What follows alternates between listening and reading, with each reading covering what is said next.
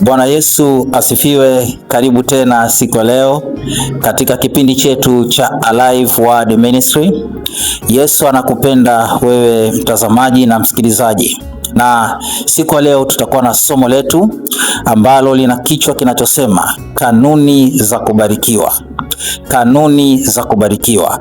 Kabla sijaanza kipindi chetu, tutakwenda kufungua kwa maombi ili tukaribishe uwepo wa Mungu uweze kuambatana nasi. Nitakwenda kuomba. Baba mtakatifu, keti mahali palipoinuka, asante kwa kibali ulichotupa tena siku ya leo. Baba mwenye nguvu, mwangalie mtoto wako ambaye ametenga muda wake ili kufuatilia kipindi hichi. Usimwache aondoke kama alivyoingia, lakini baraka, mafanikio na ushindi vikambatane naye. Asante kwa kuwa Roho Mtakatifu utatufundisha ili tupate kuyajua maandiko katika jina la Yesu Kristo wa Nazareti. Ndugu yangu, somo letu kama tulivyosema lina kichwa kinachosema kanuni za kubarikiwa. Kitu chochote ambacho kinachoitwa mafanikio kina taratibu zake na kanuni zake.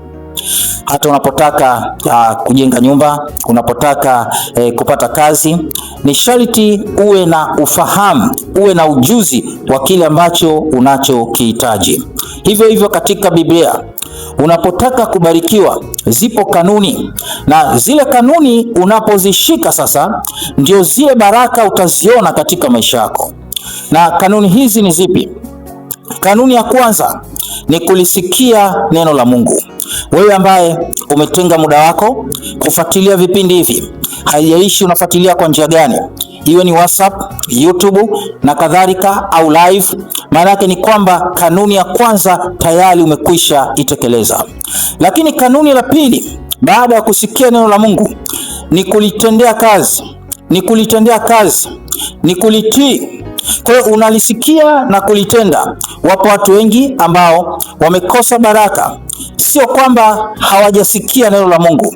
Wamelisikia neno la Mungu, wengine wamesikia neno la Mungu toka wakiwa wadogo mpaka kimo chao walipofikia, lakini bado hawajaona baraka za Mungu. Ni kwa sababu matendo hayapo, na imani bila matendo imekufa. Ndio maana ili ubarikiwe unabudi kusikia neno la Mungu na kulitendea kazi. Tusome kitabu kile cha Kumbukumbu la Torati sura 28 mstari ule wa kwanza. Kumbukumbu la Torati sura 28 mstari wa kwanza. Nitasoma.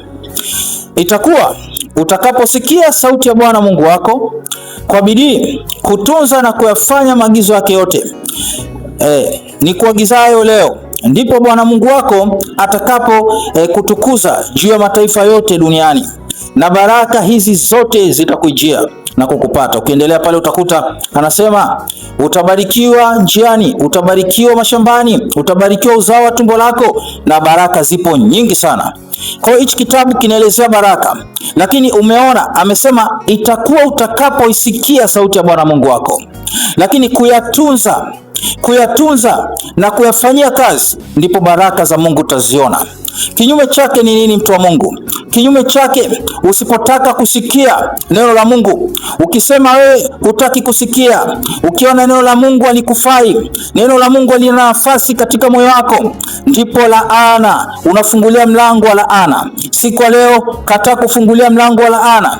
Ukisoma kile kitabu cha Kumbukumbu la Torati 28 mstari wa 16 mpaka 20, anasema utalaaniwa utokapo, utalaaniwa uingiapo, utalaaniwa uzao wa tumbo lako. Hizi laana, wengi wamepita katika laana kwa kutokujua, lakini siku leo badilisha msimamo. Siku leo penda neno la Mungu. Siku leo fuatilia neno la Mungu. Siku leo jifunze Biblia, ndipo baraka zitakuja katika maisha yako.